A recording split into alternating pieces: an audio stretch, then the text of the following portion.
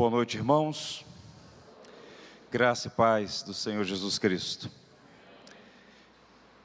Vocês têm um pastor cheio de graça nos dois sentidos, não é? Graça do alto e faz graça. Hugo, que Deus te abençoe. Satisfação estar com você, com a sua igreja. Eu ouvi falar muito bem dos irmãos, Igreja Batista Plenitude, aqui na cidade de São Luís. E eu louvo a Deus pela oportunidade de voltar a esse estado 27 anos depois. Impressionante. Os caminhos da providência são misteriosos. Por algumas vezes tive o convite para voltar ao Maranhão, mas não deu certo. Passaram-se 27 anos. Tive a oportunidade de pregar recentemente ali na cidade de Chapadinha, no interior. E hoje, à noite, pregar aqui aos irmãos. Nessa madrugada, voltar para o Rio para as demandas da nossa cidade, do ministério, da família. Eu queria deixar com os irmãos um pedido de oração. Orem pela cidade do Rio de Janeiro, uma cidade muito bonita, não é? Os irmãos sabem disso, mas que tem os seus múltiplos desafios.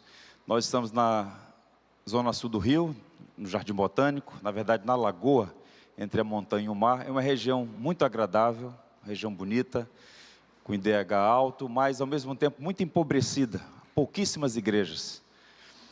É uma região que é um microcosmo da Europa. Em muitos sentidos, existe uma animosidade, uma hostilidade ao Evangelho, mas a despeito disso, as igrejas, embora poucas, estão lá buscando fazer aquilo que o Senhor nos chamou a fazer, pregar o Evangelho, na esperança de que Deus mesmo faça corações rendidos à mensagem da cruz. Então, quando estiverem no Rio de Janeiro, quiserem nos visitar, é fácil nos localizar ali na Igreja Batista do Jardim Botânico. O que dizem sobre o Rio não é verdade, é um pouquinho mais complicado. Mas como os irmãos são bem crentes, basta memorizar o Salmo 91, especialmente aquele versículo que diz: 1000 cairão ao teu lado e 10.000 à tua direita, e tu não serás atingido. Brincadeiras à parte, não há problema. Quero convidá-los todos a abrirem a Bíblia na segunda carta de Paulo a Timóteo, capítulo 2, leremos o verso 8.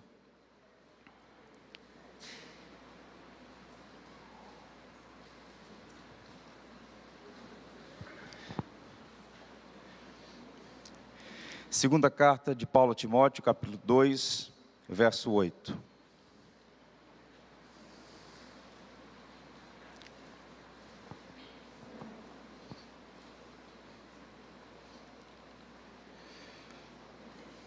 Diz assim a viva e eficaz palavra de Deus: lembra-te de Jesus Cristo, ressuscitado de entre os mortos, descendente de Davi, segundo o meu evangelho.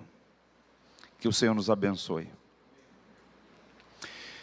Sempre que nós lemos a segunda carta de Paulo a Timóteo, devemos ter em mente que esta é a última carta do apóstolo Paulo, é o seu testamento de fé.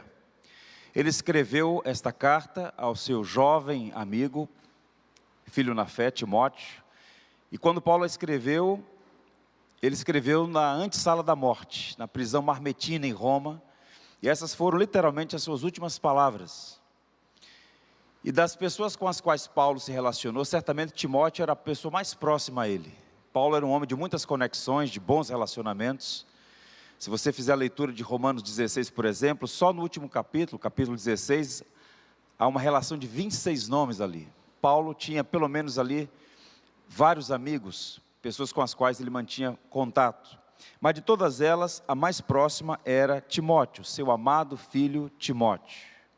Paulo o encontrou pela primeira vez, de acordo com Lucas, no livro de Atos, lá no capítulo 16, Timóteo era de uma região chamada Licaônia, de uma cidade chamada Derbe, e temos bastante informação biográfica dele. Sabemos o nome da mãe, Eunice, o nome da avó, Lloyd, ambas judias. O pai era grego, possivelmente pagão. E Timóteo, quando Paulo o encontrou, era muito jovem, muito provavelmente devia ter algo em torno de 14, no máximo 16 anos de idade. E Paulo o levou consigo nas suas viagens missionárias, estabeleceu uma conexão muito profunda. Repito, de todas as pessoas com as quais Paulo se relacionou, Timóteo certamente era a mais próxima. Meu amado filho Timóteo. E agora, na última hora, Paulo escreve uma segunda carta, porque já havia enviado uma primeira carta a Timóteo. Passaram-se aproximadamente uns 15, no máximo 17 anos, desde o primeiro encontro. Paulo está preso em Roma, e Timóteo é o pastor na cidade de Éfeso, a mais importante cidade da Ásia Menor, capital política, econômica, comercial, turística, daquela região onde hoje fica a Turquia. E Timóteo estava vivendo dias bem difíceis, por variadas razões. Ele tinha problemas dentro e fora da igreja. Fora da igreja, o contexto era de perseguição. A fé cristã era marginal, havia poucos cristãos à época, havia perseguição intermitente, de variados graus, e naquele momento, iniciou-se uma perseguição contra a igreja. E dentro da comunidade havia também uma resistência ao jovem pastor Timóteo, primeiro porque ele era muito jovem, não é? Depois, ele tinha problemas de saúde, Paulo inclusive dá até algumas recomendações de remédio para ele, problemas no estômago, Paulo faz uma referência. Ele era tímido, Paulo fala das constantes lágrimas de Timóteo. Então ele está vivendo um momento de fraqueza, um momento de vacilação e de até desistência do ministério. E Paulo escreve essa carta, que é fundamentalmente uma carta de encorajamento, para lembrá-lo do dom que ele recebeu, que foi reconhecido pela igreja, testificado pela imposição das mãos do presbitério, e que ele deveria cumprir com firmeza o ministério que o Senhor lhe confiou. E Paulo então chega a dizer para ele: prega a palavra, insta, quer seja oportuno ou não, corrige, repreende, exorta, com toda a longanimidade e doutrina. Portanto, é uma carta de encorajamento. E por que essa carta é importante para nós hoje? Primeiro porque ela é uma carta que tem uma configuração técnica, digamos assim, que define com muita propriedade o perfil de um verdadeiro pastor. Os critérios, as qualificações, as atribuições, as tentações de um pastor. E ao mesmo tempo uma carta atualíssima, porque o que Paulo disse a Timóteo, enquanto um apóstolo se dirigindo a um jovem pastor, se aplica em alguma medida a nós todos. Como nós veremos, a palavra de fato é atual, ela é viva, é eficaz. Todos nós, tal como Timóteo, somos híbridos. Nós somos uma amálgama de virtudes e fraquezas, de vícios e predicados. Timóteo certamente tinha virtudes, ele era um discípulo de Jesus, era um crente, era piedoso, era um homem de caráter, mas ao mesmo tempo tinha fraquezas, tinha limitações, tinha suas nódoas. Paulo também. Assim somos nós. Nós somos crentes, nós estamos num culto público, nesse dia maravilhoso, que é o dia da ressurreição, rememorando quem é Jesus, o que Ele fez em nosso favor, professamos publicamente a nossa fé, mas somos, tal como Timóteo, amalgamados. Temos virtudes e temos fraquezas. E por vezes nós nos sentimos desencorajados por circunstâncias, sejam elas externas ou internas, sejam elas problemas fora de nós mesmos ou conosco, na nossa própria alma. E precisamos de encorajamento. Na atual conjuntura, quando, de uma forma muito avassaladora, nas últimas décadas, sobretudo nos últimos 10 anos, a indústria do coaching, a indústria da autoajuda cresceu substancialmente. Os livros mais vendidos no Brasil são livros de autoajuda. Pessoas buscando recursos para driblar as dificuldades pelas quais passam. E não importa a condição socioeconômica, não importa o credo, as pessoas estão buscando recursos para sobreviver no mundo cada vez mais caótico. E o cristão deve olhar essa realidade com as lentes do Evangelho. Como é que a Bíblia encoraja pessoas desanimadas? Não é com o discurso do tipo: você é brasileiro, não desiste nunca. Não é sugerindo que você é o cara, que você pode, que você tem em si os recursos para enfrentar os problemas, sejam eles quais forem. Não. O apóstolo Paulo, nesse momento da vida dele, é um homem experimentado em dores. Paulo sabia o que era o sofrimento, e boa parte do sofrimento que ele experimentou foi consciente, sofrimento em decorrência, por consequência, das escolhas que ele fez em favor do Evangelho. E Paulo, portanto, sabia que esse mundo é marcado por dores, a gente não vive no paraíso, a gente vive fora do jardim, o mundo é um campo de batalhas, não é um parque de diversões, e Paulo então, vejam vocês como é curioso, ele está preso com uma sentença de morte, mas é um homem livre, é um homem pleno, é um homem alegre, é um homem jubiloso, é um homem esperançoso. De fora, do lado de fora da prisão, em Éfeso, está um jovem pastor que tem os seus problemas, mas que está em tese livre, mas que está angustiado, enquanto Paulo está escrevendo para ele sobre a necessidade de permanecer firme e cumprir a missão. Então, eu queria a atenção de vocês todos para pensar sobre isso. Como o apóstolo Paulo encorajou o jovem pastor Timóteo, e como aquele encorajamento serve para mim, para você, hoje e agora, sobretudo num tempo que nós estamos vivendo, que é um tempo marcado por aquilo que tem sido chamado de dilúvio revolucionário. O mundo está em mudança, mudanças drásticas, profundas, rápidas e inescapáveis. Razão pela qual nós cristãos precisamos fundamentar nossa fé e nos preparar, porque a fornalha da perseguição está acesa e vai ficar mais intensamente quente. Vejamos, como é que Paulo faz? Eu peço a você que mantenha a sua Bíblia aberta, porque nós vamos olhar a perícope, os versos que vão do 1 ao 11. O destaque é o verso 8, mas eu queria, ainda à guisa de introdução, lembrá-los qual é o contexto desse verso 8. No verso 1, ele começa dizendo assim: Tu, pois, filho meu, fortifica-te na graça que está em Cristo Jesus. Paulo começa o encorajamento, não apenas de forma a apresentar uma abordagem cognitiva, mas afetiva. Quem está aflito, quem está atribulado, precisa sentir-se encorajado pelo afeto. E Paulo diz: Tu, pois, filho meu. Paulo não vai dar um conselho a um estranho, mas ao seu filho na fé. Tu, pois, filho meu. Essa palavra de imediato já deveria quebrantar o coração de Timóteo para receber a orientação do seu pai na fé. Fortifica-te na graça que está em Cristo Jesus. Paulo não pede para Timóteo outra coisa senão fortalecer a vida dele na graça que tem localização. A graça está em Cristo Jesus. Então a primeira coisa que nós devemos trazer à memória sempre, seja qual for a circunstância, você precisa fortalecer a sua vida em Cristo Jesus, na graça que está em Cristo Jesus. Dito isto, Paulo, de forma muito habilidosa, porque era um grande escritor, habilidoso escritor, ele usa 3 metáforas para encorajar Timóteo. A metáfora do soldado dedicado, ele diz inclusive assim: olha, o soldado arregimentado não se embaraça com os negócios da vida civil. Você não está na reserva, você está no fronte. A vida é um campo de batalha. Nenhum soldado se entretém com as coisas de um civil. O soldado, ele foi preparado para a batalha. E você está no meio de uma batalha. Portanto, você precisa ter dedicação. Ele compara também a vida cristã a de um atleta disciplinado. Nenhum atleta alcança o prêmio se não competir segundo as normas. E Timóteo é egresso de uma cultura, aquela cultura greco-romana, em que os esportes todos estavam vívidos na mente das pessoas. A disciplina dos atletas gregos. Então Paulo está dizendo: olha, você precisa ser disciplinado. E a disciplina é abrir mão de coisas boas em favor de coisas melhores. Então, Timóteo, você precisa fazer escolhas.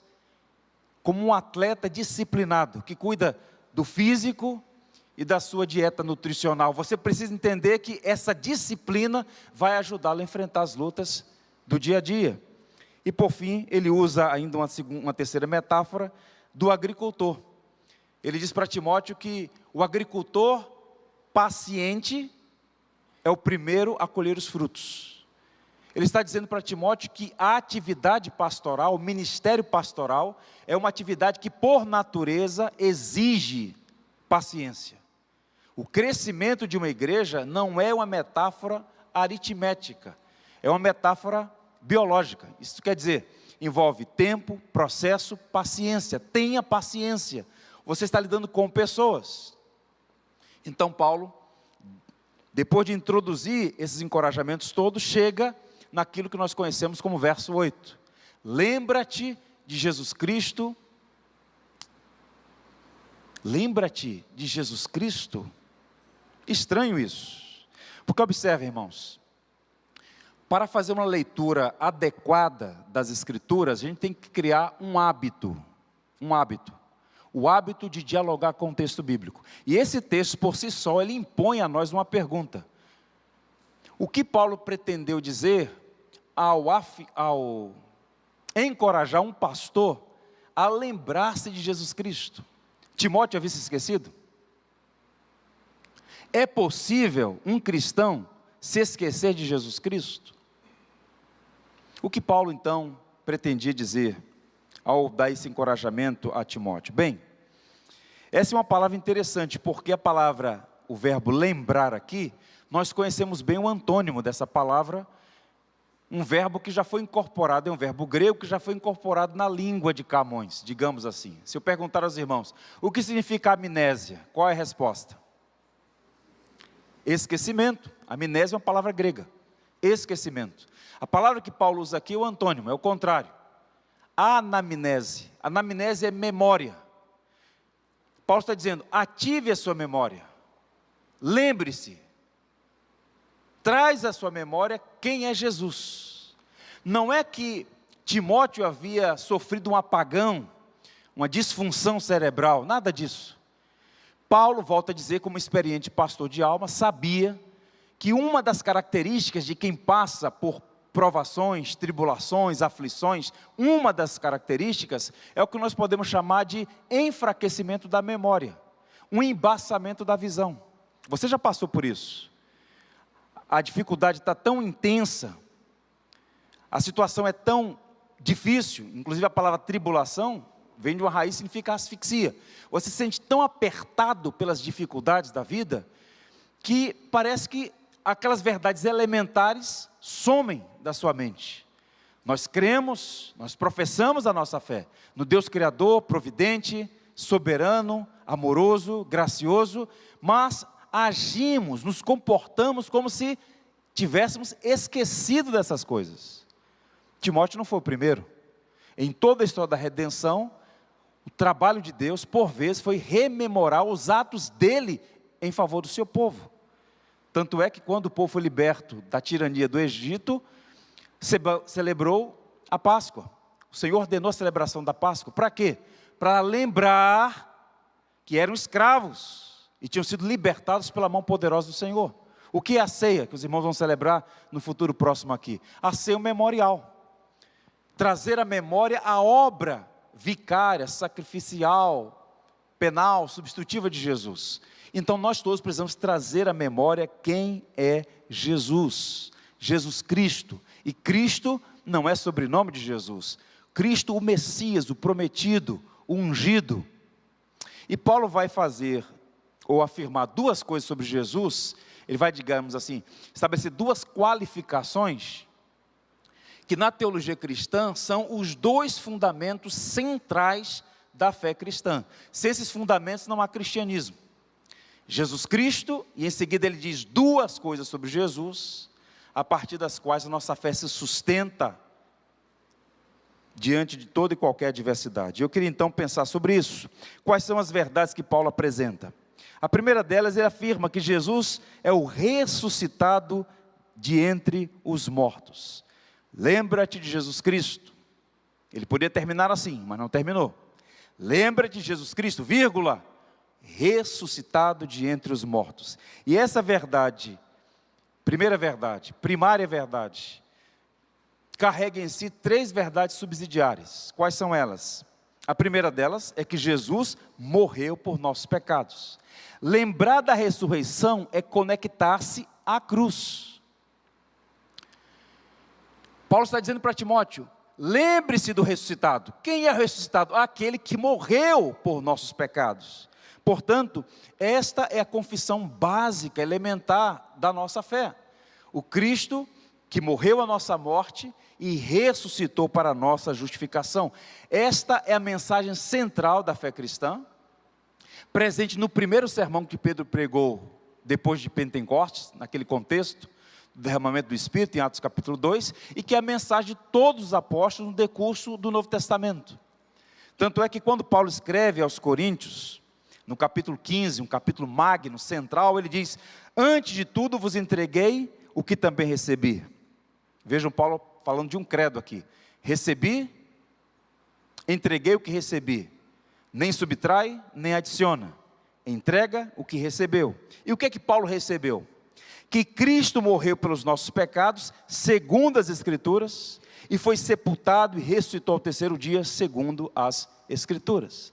Paulo está falando aos Coríntios que o elementar, o essencial, aquilo que é central, Paulo entregou aos Coríntios. Cristo morreu, foi sepultado e ressuscitou. Esta mensagem é o tônico da alma, é o maior encorajamento para qualquer cristão, em qualquer época, sob qualquer circunstância. E isso é importante dizer, irmãos, porque parece, no Brasil, na atual conjuntura, que há muitos cristãos evangélicos que parecem ter perdido de vista quem é Jesus, crucificado e ressurreto. Lá na Ordem dos Pastores, em nosso encontro, eu compartilhei com os irmãos uma memória de um missionário anglicano, um jovem missionário, muito capaz, formado pela Universidade de Cambridge, no século XVIII, XIX, Henry Martyn. Ele estava em viagem, como muitos outros, em direção ao Oriente, para servir como missionário, e ele seria um tradutor da Bíblia para vários idiomas orientais. E o navio que ele tomou, por algum motivo, teve que fazer uma parada no porto de Salvador, à época capital do Brasil monárquico. E como bom inglês, ele registrou as memórias das suas impressões sobre o Brasil naqueles dias.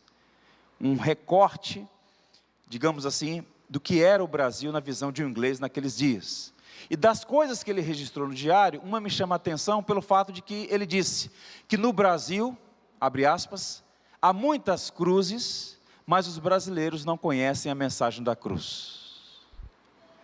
Ele viu cruzes nas ruas de Salvador, nas repartições públicas, nos hospitais, nos cemitérios, nas igrejas, mas em diálogo com as pessoas, ou ao ver a maneira como as pessoas viviam, ele identificou que havia cruzes, mas os brasileiros não conheciam a mensagem da cruz. Passados mais de 200 anos, esse é o diagnóstico. Há muitos brasileiros que ainda não conhecem a mensagem da cruz, e o escândalo maior, há muitos evangélicos que não conhecem a mensagem da cruz. Eles vivem numa religião meritória, cujo raciocínio é a base de toda a religião pagã. Basicamente assim: faz coisas boas, a ideia é que Deus agora vai abençoar. Comete alguma vacilação, Deus vai castigar. E eles vivem nessa corda bamba como se pudessem alterar para cima ou para baixo o amor de Deus. Falta de entendimento. Nada do que você fizer, absolutamente nada, pode aumentar ou diminuir o amor de Deus. Deus nos ama, nas palavras de Santo Agostinho, na medida certa. A medida do amor de Deus é amar sem medida. Portanto, compreender isso, compreender a cruz de Jesus como grande estandarte do seu amor, a maior prova do seu amor, traz profunda paz ao coração. E essa teologia pura, bíblica, saudável, que vai desembocar em paz à alma. Vejam, na contramão do que alguns sugerem, não é menos teologia que a igreja precisa, é de boa e mais teologia que a igreja precisa. Paulo escreveu, por exemplo, aos Romanos assim: ouçam, vocês aí, aquele que não poupou seu único filho, antes por todos nós o entregou, porventura não dará graciosamente consigo todas as coisas? O raciocínio de Paulo é simples, é lógico. O mais difícil, o mais improvável Deus fez.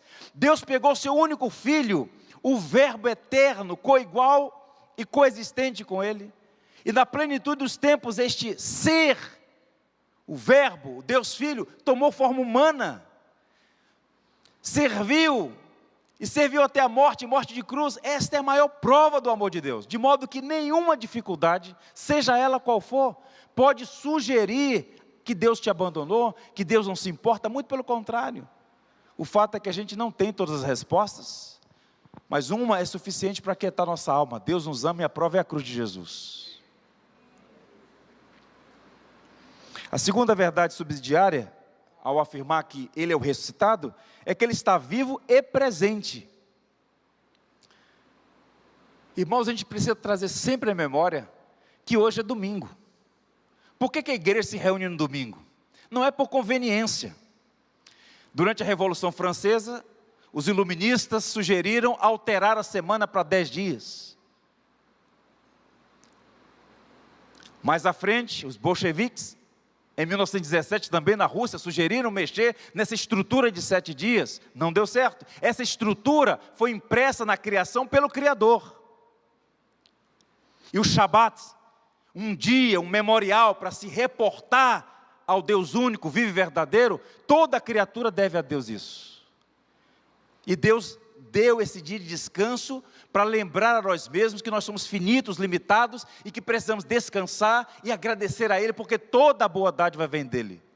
E quando Cristo, o agente da criação, veio a este mundo para recriar este universo maculado pelo pecado, foi numa manhã de domingo que Ele ressurgiu. E a igreja, portanto, desde a ressurreição de Jesus, boa parte da primeira igreja de origem judaica, passou a guardar o domingo, o primeiro dia da semana, de modo que quando nos reunimos num dia como hoje, não somos apenas algumas dezenas de pessoas aqui, pessoas em várias partes do mundo estão neste exato momento adorando ao Cristo crucificado e ressurreto, que está vivo, está presente no meio do seu povo. Ele foi morto por mãos iníquas, homens conspiraram contra ele, Pilatos, Herodes, como diz Pedro no livro de Atos, mas de fato, vejam vocês, não foi Pilato por covardia, não foram os judeus por inveja, não foi Judas por perversidade e ganância, foi Deus, o próprio Deus que entregou seu Filho, e Ele morreu a nossa morte, mas ressuscitou. O túmulo está vazio, meus irmãos, Cristo está vivo, e esse é o fundamento de toda a nossa esperança. Jesus Cristo está vivo, e um dia todo olho verá o Filho do Homem vindo sobre as nuvens dos céus, todo joelho se dobrará e toda língua confessará que Jesus Cristo é o Senhor, para a glória de Deus Pai. Esse é o fundamento da nossa esperança. É com esse entendimento que Paulo então argumentou: nada pode nos separar do amor de Deus, nem a morte, nem a vida, nem anjos, nem demônios, nem principados, nem potestades, nem as coisas do presente, nem do futuro, nada pode nos separar do amor de Deus, que está em Cristo Jesus. Todas as bênçãos passam via Calvário, via a obra de Jesus naquela cruz. Falando sobre isso, eu recordo de um amigo meu, que esteve no Haiti, naquele terrível terremoto que terminou de devastar, à época, o país mais pobre das Américas, agora ultrapassado pela Venezuela, o Haiti. 3 meses depois, o país inteiro ainda estava de luto pelas milhares de pessoas que morreram. Ele disse que é uma cena de horror, horror. O cheiro da morte no ambiente, milhares e milhares de pessoas mortas, tudo devastado, não havia um prédio em pé. Então, várias organizações humanitárias, inclusive a Aliança Batista Mundial esteve presente, e lá estava ele, junto com outros pastores voluntários, dando um tempo para encorajar, para apoiar aquelas vítimas, aquelas famílias. E quando ele entrou no barracão, logo pela manhã, havia dezenas e dezenas de pessoas esperando a primeira refeição. Ele olhou e viu aquele desalento no olhar das pessoas, a tristeza, viúvas, viúvos, órfãos, que tristeza, quantidade de crianças agora sem os seus pais. E de repente, no meio daquele cenário, uma senhora se levanta e começa a cantar um hino, muito conhecido, cantado no mundo todo: porque Ele vive, posso crer no amanhã. E todo mundo começou a cantar. Ele disse que foi uma das cenas mais arrebatadoras, porque ele viu que no meio daquele desalento e morte de esperança, o Evangelho ressignifica. E qual é a esperança, qual é o fundamento da nossa esperança? É Jesus Cristo, irmãos. É Jesus Cristo. A nossa vida não está sob o nosso controle, você não tem gerência da sua vida. Uma das coisas mais sutilmente enganosas é acreditar que nós temos estabilidade, que nós temos gerência da nossa vida. Você não tem. A sua vida é um sopro, a sua vida é uma neblina. Você não tem com certeza, e não pode afirmar com segurança, se você vai viver amanhã, se estará vivo amanhã. Mas uma coisa é líquida e certa: nosso Senhor está vivo, e Ele tem em suas mãos as chaves da morte e do inferno. Ele disse no livro de Apocalipse, João testemunha: quando o vi, caí a seus pés como morto. Porém ele pôs sobre mim a mão direita, dizendo: não temas, eu sou o primeiro e o último, aquele que vive. Estive morto, mas eis que estou vivo pelos séculos dos séculos, e tenho as chaves da morte e do inferno em minhas mãos. Quem estava no comando não era Nero, a época imperador que sentenciou a morte de Paulo. Quem está no comando continua sendo o mesmo, o Senhor Jesus Cristo, Rei dos reis e Senhor dos senhores. Vivemos dias trevosos, irmãos. Quantos homens que abusam da autoridade de forma despótica, tirânica, que usam poder para fazer o mal, obreiros da iniquidade. E a gente olha e diz: Senhor, até quando? Haverá um dia, uma hora e um momento em que o justo juiz de toda a terra há de julgar vivos e mortos. E nós somos o povo da esperança, que colocamos nossa esperança em Jesus. Viver é Cristo, morrer é lucro. O entendimento dessas verdades é fundamental, sobretudo para uma época em que nós vivemos. E a terceira verdade subsidiária desse primeiro ponto ainda: Ele é Deus. Afirmar que Jesus é o crucificado e ressurreto é subscrever a gloriosa verdade que Jesus Cristo é plenamente divino. Quando lemos o prólogo de João, são 14 versos apenas. O prólogo de João é o coração do Evangelho segundo João, todo o restante é nota de rodapé. O coração é o prólogo, do capítulo 1, versos 1 a 14. E o prólogo de João começa assim: no princípio era o verbo, e o verbo estava com Deus, e o verbo era Deus. Quem é Jesus? É Deus. Esse é um mistério insondavelmente humano, mas não é porque é insondável e misterioso que não é verdadeiro. Muito pelo contrário, é uma das mais gloriosas verdades da nossa fé. Nós cristãos, costumo dizer, somos monoteístas trinitários. Cremos num único Deus, que subsiste em três pessoas: o Pai, o Filho e o Espírito. As três pessoas são coiguais e coeternas, um grande mistério. Quem não crê na Trindade não pode ser reconhecido como cristão. E o Deus Trino, a segunda pessoa, veio a este mundo. Jesus Cristo é plenamente divino. Isso de fato faz a diferença. Ao ressuscitar Jesus ao terceiro dia, daquele túmulo em Jerusalém, Deus testificou que aceitou o sacrifício de Jesus, e que de fato Ele era e é quem afirmou ser. Há muitas pessoas que reconhecem Jesus como um grande mestre, um Rabone, um sábio, e fazem lá os seus elogios a Jesus, achando que estão fazendo elogio, mas tropeçam nesse ponto: não creem na divindade de Cristo. Isso é um erro. Se você não crê que Jesus é Deus, você não é cristão. Em diálogo com os fariseus, certa vez, Jesus disse assim: olha, vocês não creem porque vocês não são das minhas ovelhas. Porque os fariseus estavam perguntando: dizes logo abertamente se tu és o Cristo? Ele disse: eu já disse. Vocês não creem porque vocês não são das minhas ovelhas. Criam um dom. E aí então eles ficam indignados com aquilo, e Jesus então aperta o diálogo e diz: Abraão viu o meu dia e se alegrou. Homem, você não tem nem 50 anos, como é que diz que Abraão viu o teu dia? E aí Jesus então afirma: antes que Abraão existisse, eu sou. E aí eles pegaram em pedras para matar Jesus. Ele está afirmando a sua eternidade. Cristo, Jesus Cristo é Deus. Isso de fato faz toda a diferença, meus irmãos. Eu lembro de uma história muito interessante.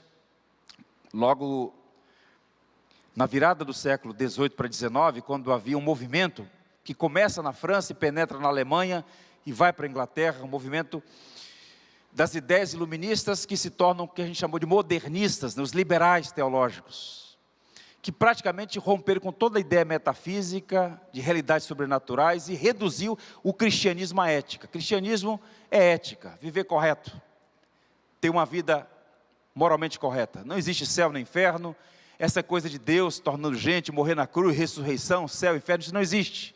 O que existe é que morreu um homem para dar exemplo de como nós devemos viver de forma digna do nosso Criador. E essas ideias chegaram à Inglaterra, e como era um assunto de Estado, porque a igreja anglicana é uma igreja vinculada ao Estado inglês, foi para o parlamento de Westminster. E o debate era como que a igreja anglicana iria lidar com esses ataques às doutrinas centrais da fé, inclusive a doutrina da divindade de Jesus. Em determinado momento, quando os parlamentares estão debatendo o assunto, sob a assistência dos clérigos anglicanos, um homem chamado Charles Shaliban, ele se levanta e diz: senhores, eu tenho algo para dizer, e serei breve. Se o grande, o notável William Shakespeare entrasse nessa sala, nós todos ficaríamos de pé, iríamos saudá-lo como o homem que estruturou a língua inglesa, o nosso maior poeta. Mas se Jesus Cristo entrar nessa sala, nós todos vamos nos curvar diante dele, como Tomé diremos: Rei meu e Deus meu. Não rebaixem Jesus, ele é plenamente divino. E ai de nós, se duvidarmos da divindade de Cristo, não há salvação para quem negar isso. Essas verdades todas vão nos ajudar em toda e qualquer dificuldade, sobretudo nesse tempo de aflição que estamos passando. Não é hora de titubear, não é hora de vacilar, é hora de permanecer firmes nessas verdades centrais. Jesus Cristo, ressuscitado de entre os mortos.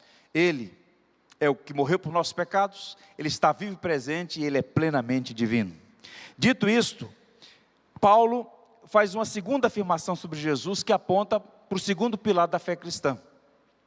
Veja o texto, ele diz: ressuscitado de entre os mortos, descendente de Davi, segundo o meu evangelho. Vejam, se por um lado a ressurreição de Jesus aponta para a sua divindade, a descendência de Davi aponta para a sua humanidade. E vejam vocês como Paulo, bom teólogo que era, lidava pastoralmente com as dificuldades, com aconselhamento, com encorajamento, com orientação, a partir de uma base teológica profunda. Ele não dá conselhos frívolos, superficiais, não apresenta subterfúgio, não. Ele vai com densidade. Timóteo, o segredo para enfrentar as lutas, e eu falo para você de dentro da cadeia, com a espada do soldado no meu pescoço, é lembrar quem é Jesus, o Cristo. Ele é o ressuscitado, Ele é o descendente de Davi. E o que significa dizer que Jesus é o descendente de Davi? Há uma expressão em Apocalipse 22, verso 16, que por vezes a gente lê, passa por cima, sem considerar. Apocalipse 22, 16 diz assim, Jesus afirmando sobre si mesmo: eu sou a raiz e a geração de Davi. Jesus afirma ser divino e humano. Raiz de Davi significa que ele é a origem de Davi. Antes de Davi, Jesus o é. Tal como ele disse, antes que Abraão existisse, eu sou, ele poderia dizer, antes de Davi, eu sou. Ele é a raiz de Davi. E ao mesmo tempo ele diz, ele é a geração de Davi, isto é, ele é descendente de Davi, ele é um judeu. Mateus começa assim o evangelho, genealogia de Jesus Cristo, filho de Abraão, filho de Davi.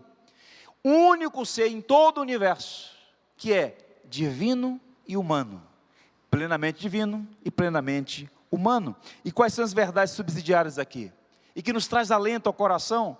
Jesus é plenamente humano, não é uma miragem, não é alguém que temporariamente habitou um corpo humano, como se fosse apenas um recurso temporário, não, ele assumiu a natureza humana, tanto é que no prólogo de João, o verso 14 diz assim, e o verbo se fez carne e habitou entre nós, cheio de graça e de verdade, e vimos a sua glória, como a glória do unigênito do Pai. O que significa dizer isso, irmãos? Que Jesus é plenamente humano, que Ele conhece as nossas dores, não apenas porque é Deus, como Deus, Ele é onisciente, Ele conhece a nossa vida plenamente, Mas saber que Ele é humano nos ajuda a entender o seguinte: quando nós abrimos o nosso coração para o Senhor, com sinceridade, em verdade, derramando nossas lágrimas, apresentando a Ele os nossos temores, nossos anseios, nossas crises as mais variadas, Ele se apresenta e diz: eu sei o que você está passando. Sabe, não no sentido de que é Deus e sabe todas as coisas, mas porque experienciou. O livro de Hebreus diz que Ele é um homem semelhante a nós em tudo, exceto em pecado. Pergunto a vocês: alguém aqui sabe o que é ser traído? Passar por uma deslealdade, sofrer uma decepção aguda, sentir-se abandonado, entristecido, angustiado, mal entendido, inclusive pela própria família, ser acusado de um crime que não cometeu, ser sentenciado injustamente? Todas essas aflições Cristo experimentou, de modo que quando a gente abre o coração, Ele diz literalmente assim: eu sei o que você está passando, estou aqui ao seu lado. Foi o que Jesus disse para Paulo: a minha graça te basta, porque o meu poder se aperfeiçoa na fraqueza. Isso é tão bonito, tão profundo. Eu deixo aqui um encorajamento para vocês. Querem ler um bom livro, um clássico, talvez entre os 10 melhores livros da história? Confissões de Santo Agostinho. Um livro de orações profundo, a primeira autobiografia da história que se tem registro.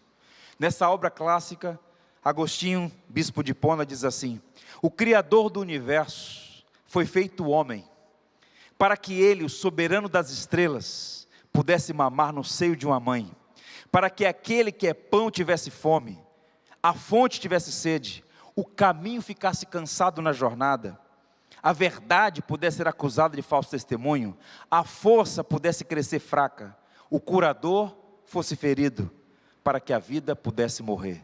Ele assumiu a nossa natureza para experimentar nossas mazelas, nossas dores, nossos pecados, nossas aflições. Imagine o cenário no Getsemane. Ele disse: a minha alma está entristecida, profundamente triste até a morte. Ele sabe o que é sofrer, de modo que lembrar de Jesus, descendente de Davi, é lembrar que Ele não é isento, muito pelo contrário, Ele é simpático, Ele sofre conosco nas aflições. Isso traz profundo alento ao coração. Uma outra verdade preciosa: Jesus é cheio de compaixão, Ele conhece as nossas dores, Ele conhece as nossas dores. O autor da carta aos Hebreus diz: porque não temos sumo sacerdote que não possa compadecer das nossas fraquezas, antes foi Ele tentado em todas as coisas, a nossa semelhança, mas sem pecado. Mas sem pecado. O apóstolo Paulo foi preso algumas vezes. Uma das prisões de Paulo, a que ele foi preso em Jerusalém, ele foi acusado de ser traidor do seu povo. Paulo amava profundamente o povo judeu, o seu povo. Ele foi acusado de ser um traidor e caluniado de introduzir Tito, que era um grego, no templo, no santo lugar. E Paulo então pede defesa, faz um discurso muito firme, e o povo não quer ouvi-lo, quer apedrejá-lo. O oficial romano na cidade, Cláudio, então preserva o apóstolo Paulo, coloca ele no calabouço. É uma conspiração para matá-lo. Uma escolta de mais de 200 homens, ela conduz Paulo até a capital administrativa, à beira do Mediterrâneo, a Cesareia Marítima, e Paulo agora está ali no calabouço, humilhado, entristecido, acusado de ser traidor, blasfemador e violador do templo.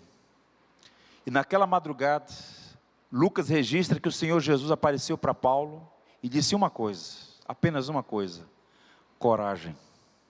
Da mesma maneira que você deu testemunho em Jerusalém, você vai dar testemunho em Roma. A minha graça te basta. Como é bom saber disso, irmãos. Naqueles momentos mais difíceis da nossa vida, mais aflitivos, o Senhor se posta ao nosso lado e diz: eu estou com você, eu sei o que você está passando. E não é um conhecimento porque é Deus apenas, é um conhecimento porque Ele sabe, de forma experimental, o que é o sofrimento humano, porque escolheu sofrer em nosso lugar. Isso é maravilhoso.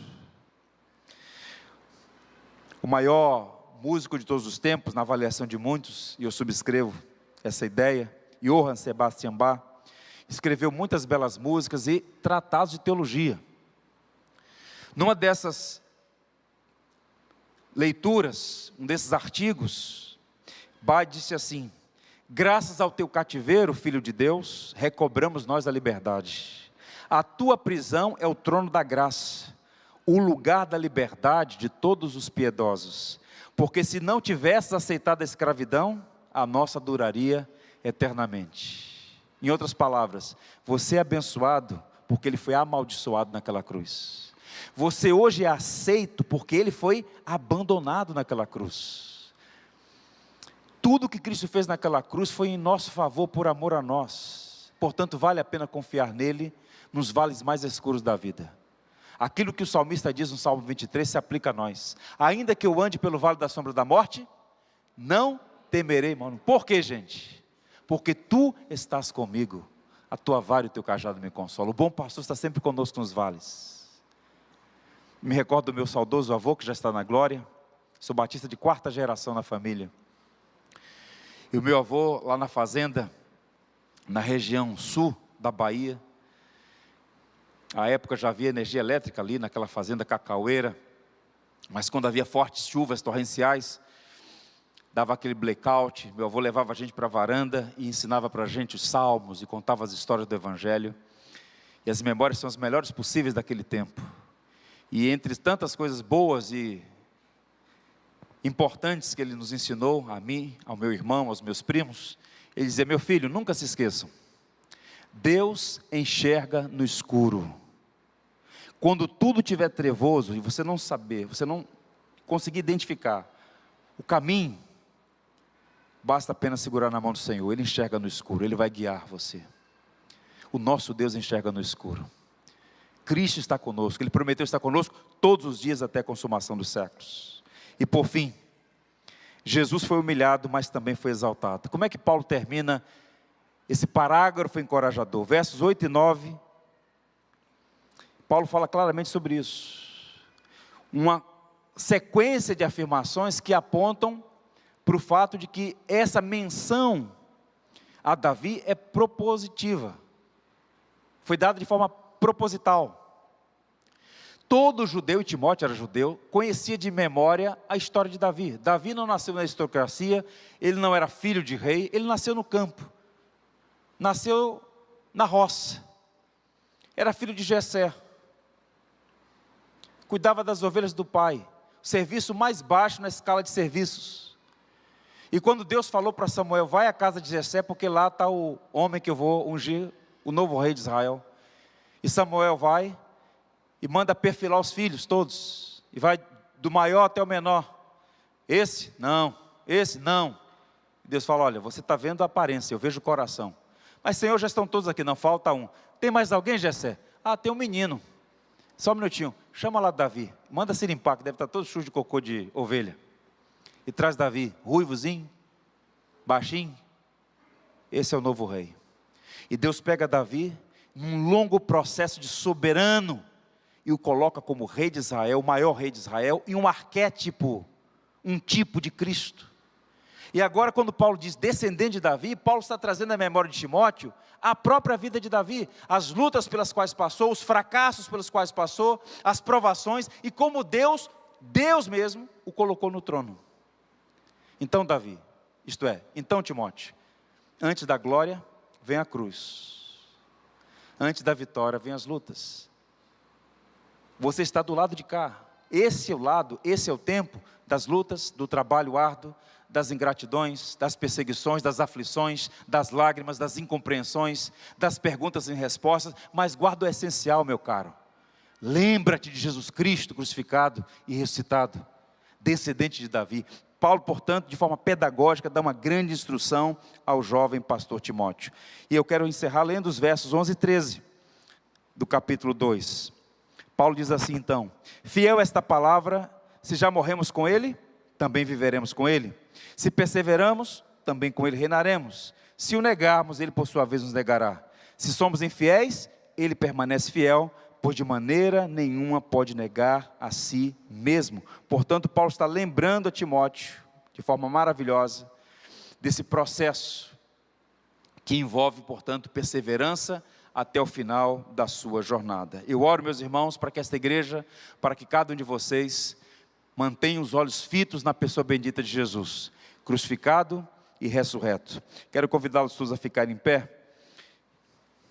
E agora sim, eu encerro lendo Hebreus 12, versos 1 a 3.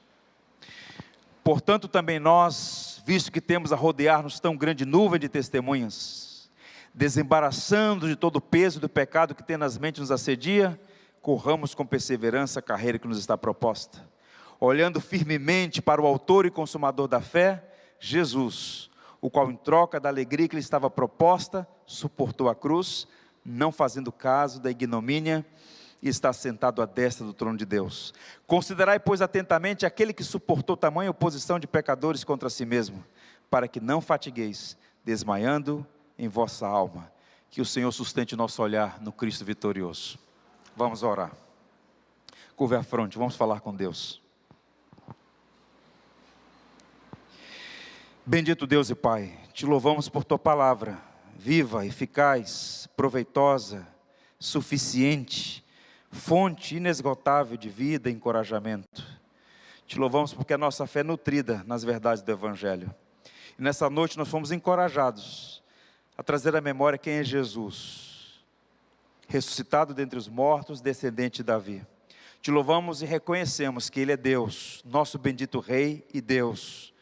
Te louvamos porque Ele morreu a nossa morte e ao terceiro dia ressuscitou. A nossa esperança está em Jesus. Nunca permita, Senhor, que esqueçamos disso.